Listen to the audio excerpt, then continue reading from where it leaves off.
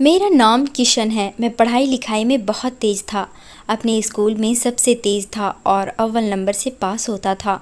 लेकिन अपनी ज़िंदगी के इम्तिहान में मैं फ़ेल हो गया था। कहने को तो मेरी शादी मालिक के बेटी से हुई थी। मैं उनके यहाँ नौकरी करता था और मालिक ने अपनी ही बेटी से मेरी शादी करवा दी थी। मैं अपनी ही मालकिन का पति था, लेकिन मैं कहने को पति था क्योंकि मालकिन मुझे अपने आसपास भी भटकने नहीं देती थी।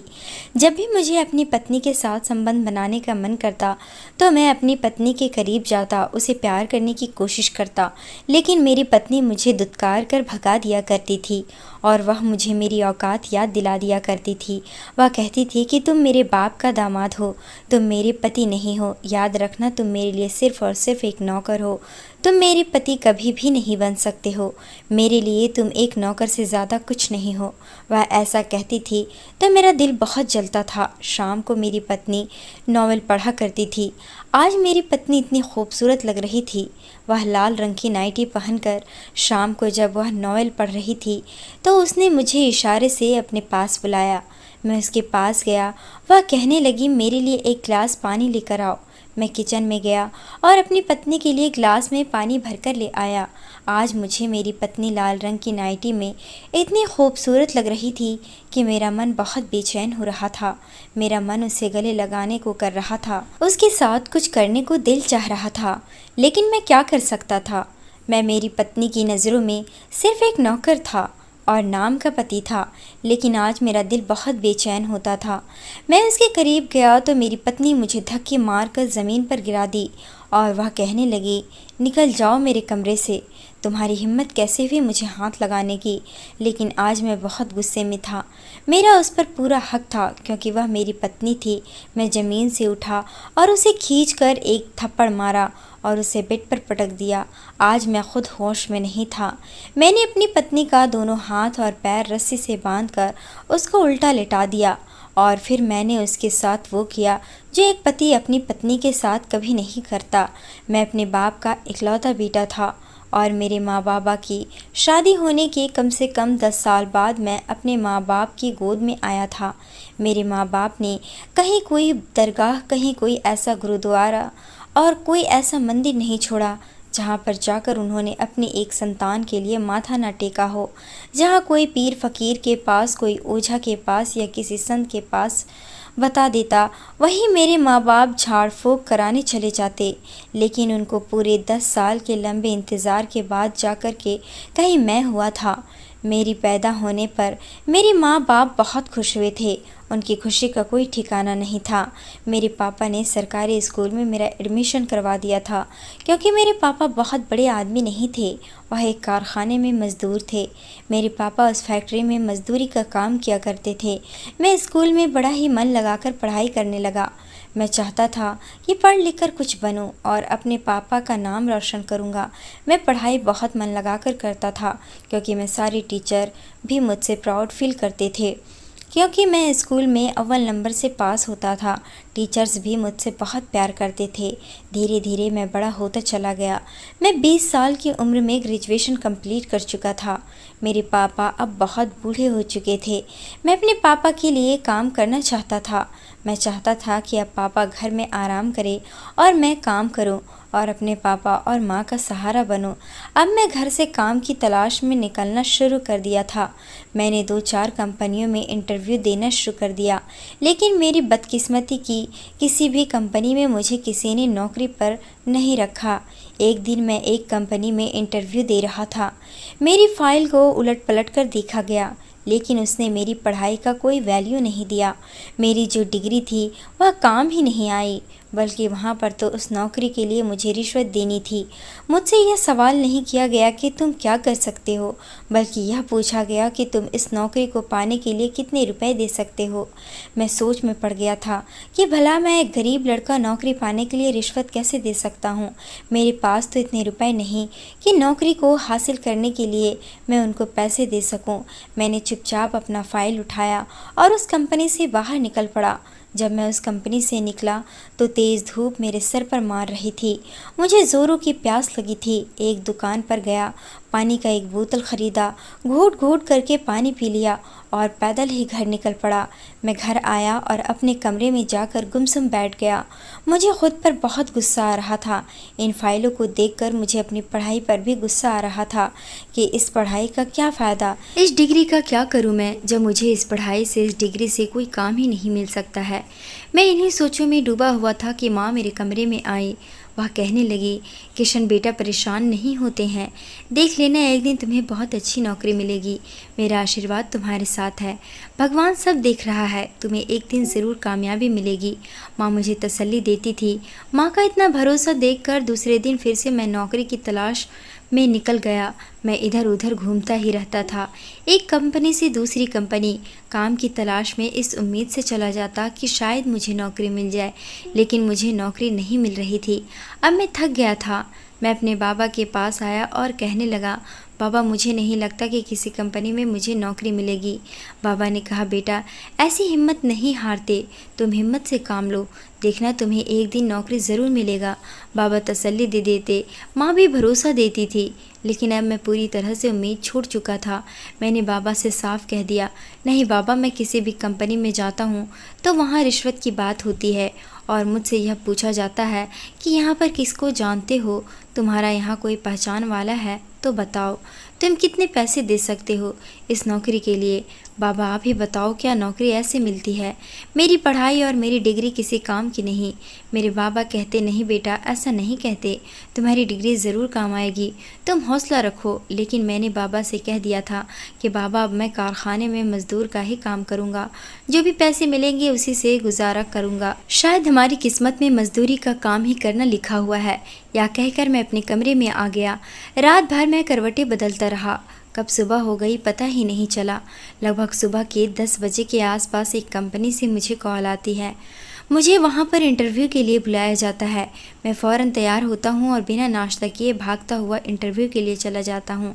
देखता हूँ काफ़ी भीड़ होती है। वहाँ के चपरासी से जब मैंने पूछा कि मुझे इंटरव्यू के लिए कॉल किया गया था, तो उसने जवाब दिया, 2-3 लड़कों के बाद आपका नंबर है, जब आपका नंबर आएगा तो आपको बुला लिया जाएगा। मैं आराम से बैठ गया, अपनी फ़ाइल को देखने लगा कि पता नहीं इंटरव्यू में मुझसे क्या पूछा जाएगा। तभी मेरा नंबर आता है। मैंने फ़ौरन से अपना हुलिया ठीक किया और अंदर चला गया। जब अंदर गया तो देखता हूँ सामने ही बहुत ही खूबसूरत लड़की बैठी हुई होती है, जो बेहद खूबसूरत होती है, और उसके हाथ में जूस का ग्लास होता है। वह घूट घूट करके पी रही होती है और उसके बगल में ही लगभग 50 साल की उम्र का मर्द बैठा हुआ होता है। मैंने उस खूबसूरत लड़की को अपना फ़ाइल दिया। उसने मेरी फ़ाइल को उलट पलट कर देखा और उस फ़ाइल को उसके बगल में जो मर्द था उसे दे दिया। मैंने सोचा था कि शायद यह दोनों मेरे इंटरव्यू के लिए हैं। उसने मेरा हाइट पूछा, कहा तुम्हारी हाइट क्या है? मैं चौंक गया कि नौकरी के लिए हाइट पूछने की क्या ज़रूरत है।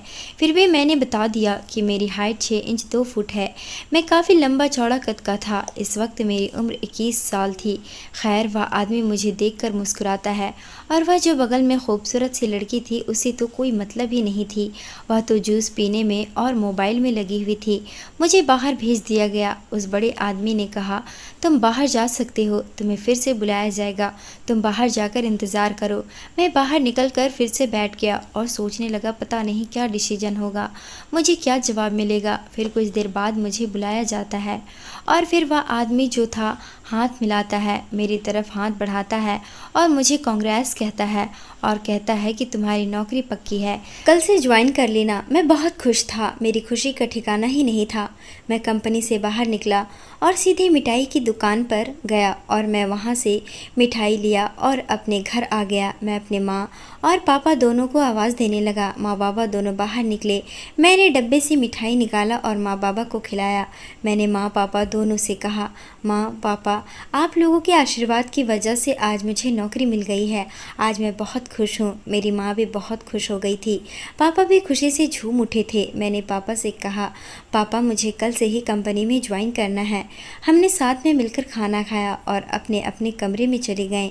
आज मुझे खुशी से नींद ही नहीं आ रही थी। यह नींद का ही अलग ही किस्सा होता है। खुशी हो तो भी नींद नहीं आती और गम हो तो करवटें बदलते बदलते रात गुजर जाती है। मेरी आँख कब लगी मुझे पता ही नहीं चला। सुबह हुई तो मैं जल्दी से फ्रेश हो गया और तैयार होने लगा। लेकिन यह क्या, ऑफिस जाने के लिए मेरे पास ना ही अच्छे जूते थे और ना ही मेरे पास अच्छे कपड़े थे। मैं फिर से मायूस हो गया कि मुझे ऐसे हालात में लोग देखेंगे तो क्या सोचेंगे। खैर, मैंने अपना सर झटका और यह सोचने लगा कि गरीब आदमी को भला क्या सोचना कि लोग क्या कहेंगे।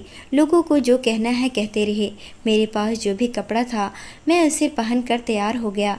पापा मेरे पास आए और कहने लगे, बेटा आज किसी तरह से काम चला लो, कल मेरे कारखाने से सैलरी मिलेगी तो मैं तुम्हारे लिए अच्छे जूते और अच्छे 2 जोड़े कपड़े ले आऊँगा। मैंने कहा ठीक है। मैं घर से ऑफिस के लिए निकल गया। मैं घर से 1 घंटा पहले निकल गया क्योंकि ऑफिस जाने के लिए मुझे बस पकड़ना था। मैं बस पकड़ा और कंपनी पहुंच गया। कंपनी के अंदर गया तो ऑफिस काफ़ी शानदार और काफ़ी बड़ा था। मैं आधे घंटे पहले ही आ चुका था। लोग धीरे धीरे जमा हो रहे थे और इतनी बड़ी हॉल थी, इतने सारे स्टाफ थे कि धीरे धीरे वह सारा हॉल भर गया। सब अपने अपने कामों में बिजी हो गए। मेरा आज पहला दिन था। चपरासी मेरे पास आया और कहने लगा, किशन आप ही हैं क्या? सर ने आपको कैबिन में बुलाया है। मैं कैबिन के अंदर गया तो वहाँ पर मैनेजर था। उन्होंने मुझे एक प्रोजेक्ट दिया और कहा कि इस प्रोजेक्ट पर काम करो। मैंने वह प्रोजेक्ट उठाया और अपने कैबिन में आकर बैठ गया। मैंने इस प्रोजेक्ट में अपना दिलो जान लगा दिया और इस प्रोजेक्ट को कंप्लीट करके मैनेजर को दे दिया। मैनेजर जब यह प्रोजेक्ट देखा तो वह मुझसे बहुत खुश हुआ। उन्होंने कहा कि तुम तो बड़े ही इंटेलिजेंट हो, तुमने इतनी ईमानदारी और इतनी अच्छे से इस प्रोजेक्ट को कंप्लीट कर लिया है, तुम बहुत आगे तक जाओगे, शाबाश। सर ने मुझे शाबाशी दी। इसी तरह से काम करता रहा। लगभग 6 महीने गुजर चुके थे और इन 6 महीनों में मैनेजर मुझसे बहुत खुश था। एक दिन मैनेजर की केबिन के सामने से गुजर रहा था, तभी मैंने अपना नाम सुना। मैनेजर फ़ोन पर किसी से बातें कर रहा था और कह रहा था कि सर किशन वाकई बहुत अच्छा लड़का है, उसे जितने भी प्रोजेक्ट मैंने दिए वह पूरी ईमानदारी से बहुत अच्छे से उसने उस प्रोजेक्ट को कंप्लीट किया है। वाकई आपने तो शीतल के लिए। मैं बस इतना ही सुन पाया। आगे वह क्या कहने वाले थे मैं नहीं सुन पाया। यह शीतल कौन थी और शीतल का मुझसे क्या लेना देना। खैर, मैं अपने कामों में बिजी हो गया। एक दिन आसपास के लड़के बातें कर रहे थे कि आज इस कंपनी का ओनर आने वाला है। मैं इस कंपनी के ओनर से कभी नहीं मिला था। जब मैं पहली बार इंटरव्यू देने के लिए आया था इस कंपनी में तो वही खूबसूरत सी लड़की थी और उसके बगल में 50 साल का मर्द था। उन दोनों ने मेरा इंटरव्यू लिया था। उसके बाद से उन दोनों को मैंने कभी नहीं देखा इस कंपनी में। थोड़ी देर बाद मैं देखता हूँ कि मैनेजर उसी आदमी के आगे पीछे होता है और उसे पीछे पीछे केबिन में जाता है। मैंने पास में ही एक लड़के से पूछा कि यह कौन है, तो उसने मुझे बताया कि अरे यार, यही तो इस कंपनी का ओनर है।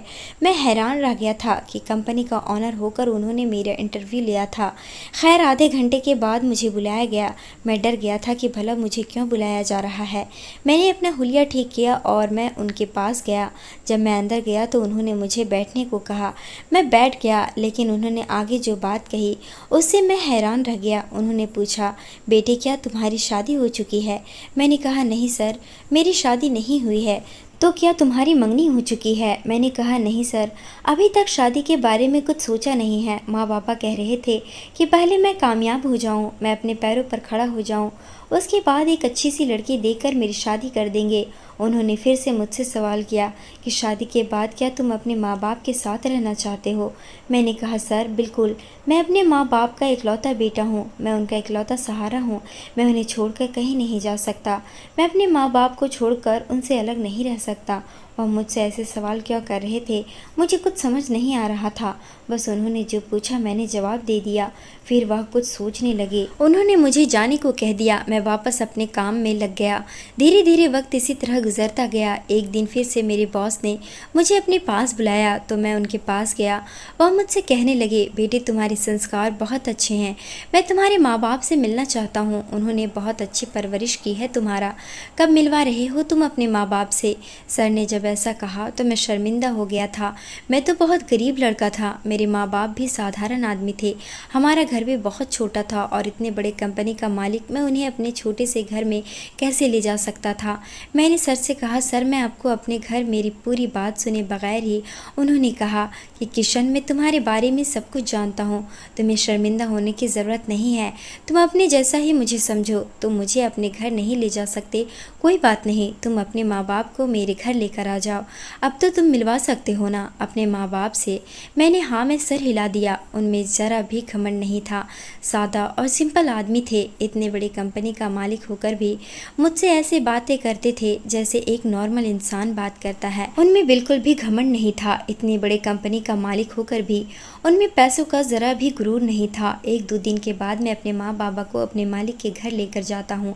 मालिक का बहुत बड़ा बंगला होता है। अंदर जाता हूँ तो मालिक सोफे पर बैठे होते हैं।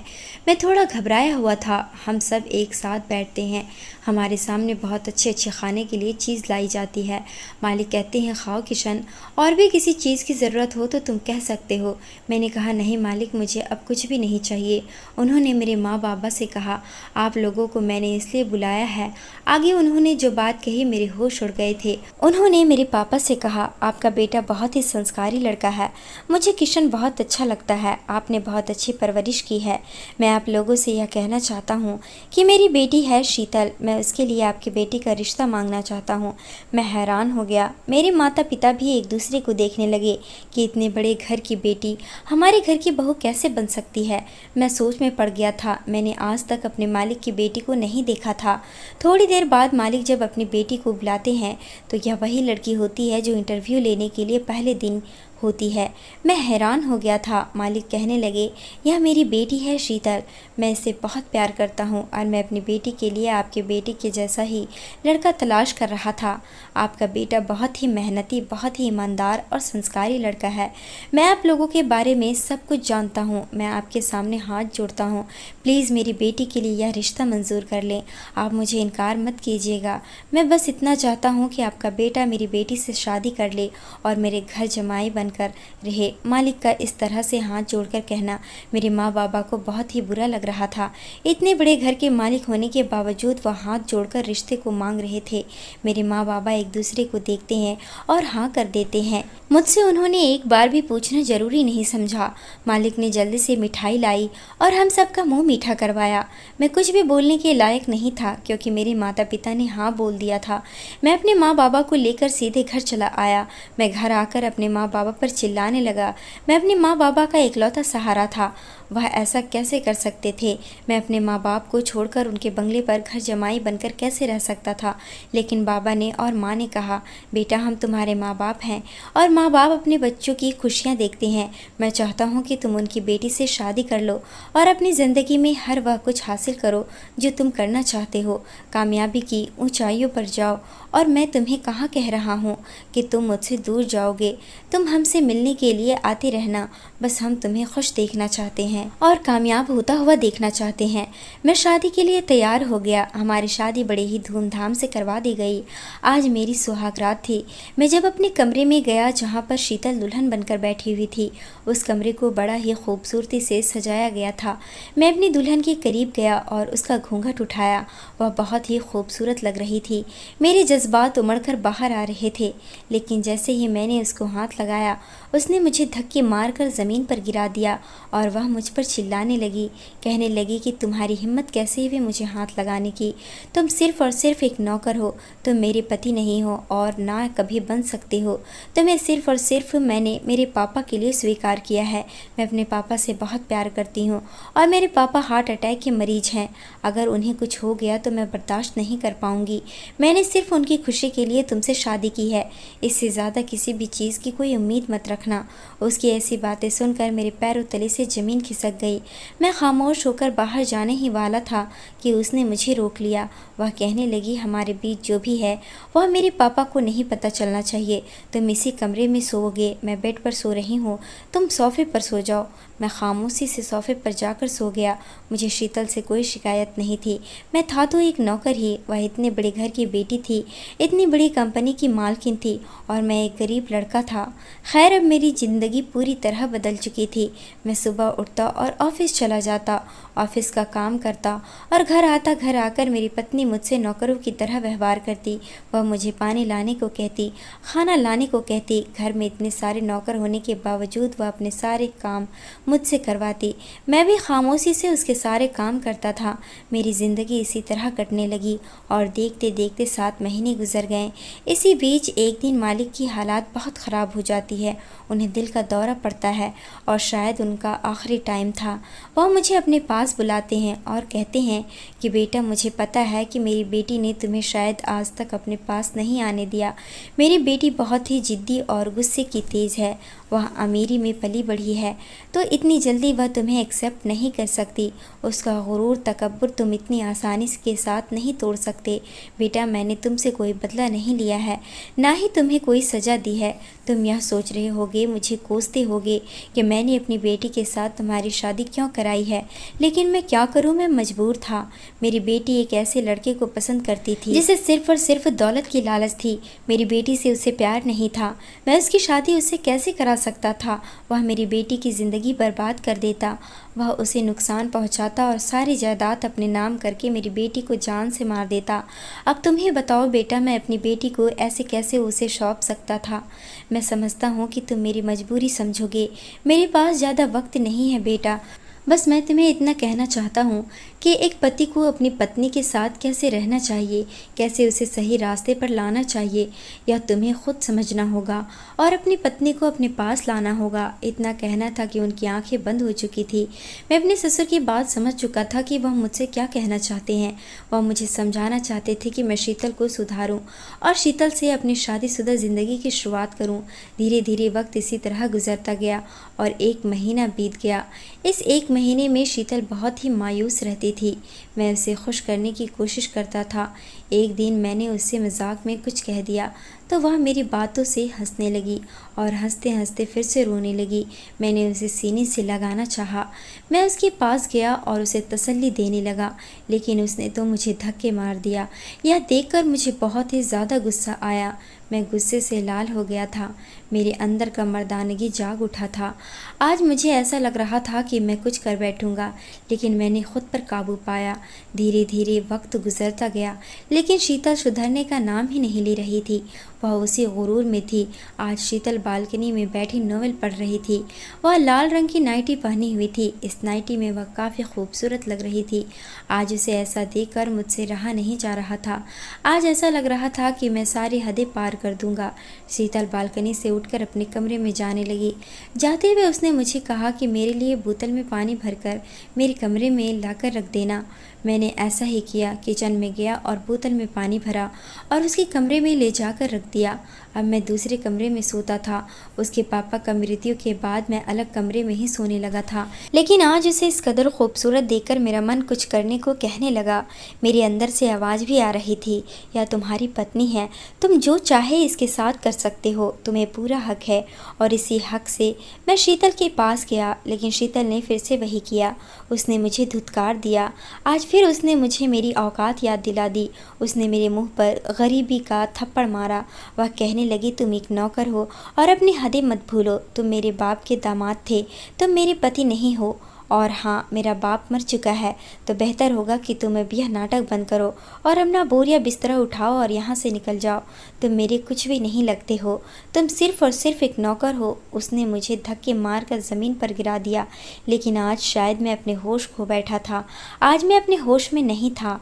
मैं ज़मीन से उठा और उसे बेड पर पटक दिया और उसके दोनों हाथों को और दोनों पैरों को बांध दिया और मैं उसके साथ वह सब कर गुजरने लगा। वह चीखती रही, चिल्लाती रही। वह कहने लगी, छोड़ दो मुझे, तुम बस एक नौकर हो, तुम मेरे पति नहीं हो, छोड़ दो मुझे। वह कहती रह गई, लेकिन मैं नहीं माना और मैं उसके साथ आज सारी हदें पार कर चुका था। जब मैं उसके साथ सब कर गुजरा तो फिर मैंने उसका हाथ और बंधा हुआ पैर खोल दिया। उसने मुझे थप्पड़ मारा और मुझ पर गुस्सा करने लगी। रो रो कर उसने अपना बुरा हाल कर लिया। उसका रोना मुझसे बर्दाश्त नहीं हुआ। मैं उसे चुप कराना चाहता था। मैं उसके साथ ऐसा नहीं करना चाहता था, लेकिन आज मुझे क्या हो गया था, मैं अपने होश में ही नहीं था। मुझे खुद में शर्मिंदगी महसूस हो रही थी। मैं शीतल के साथ ऐसा नहीं करना चाहता था, क्योंकि मैं शीतल से प्यार करने लगा था। मैं शीतल से बेहद प्यार करने लगा था। शायद यह मेरा प्यार था या कुछ और, मुझे पता ही नहीं चला। वह चीखने लगी, चिल्लाने लगी। वह कहने लगी, पापा नहीं रहे तो तुमने भी मेरा फ़ायदा उठाया है। मैं तुमसे नफ़रत करती हूँ। उसका ऐसा कहना मुझे बहुत परेशान कर गया। मैं उससे माफ़ी मांगने लगा। मैंने उससे कहा, शीतल मुझे माफ़ कर दो, लेकिन उसने मेरी एक ना सुनी। उसने मुझे बाहर निकाल कर दरवाज़ा बंद कर लिया। मैंने बहुत माफ़ी मांगा।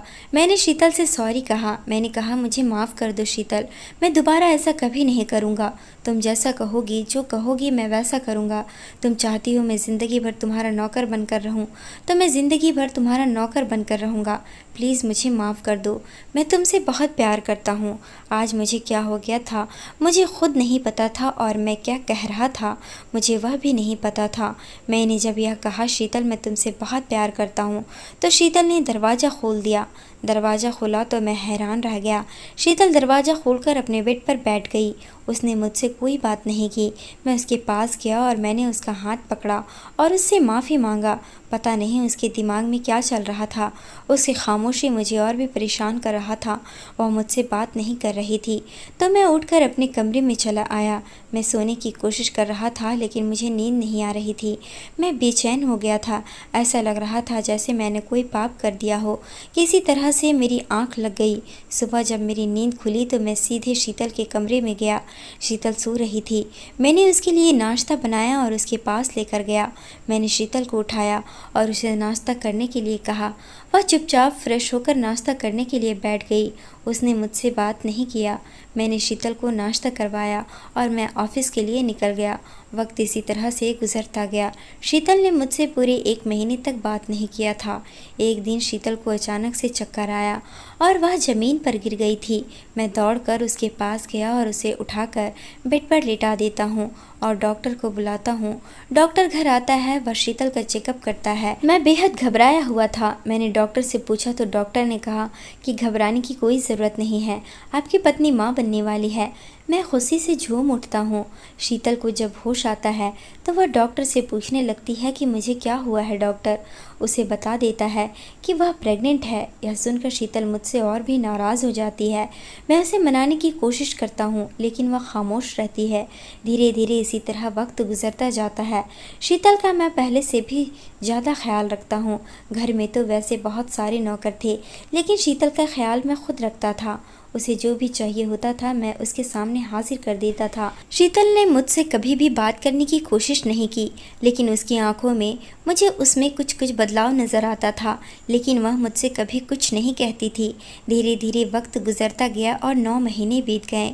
इन 9 महीनों में मैंने शीतल को कभी भी हाथ नहीं लगाया था। एक दिन अचानक से शीतल की हालात बहुत ख़राब हो जाती है।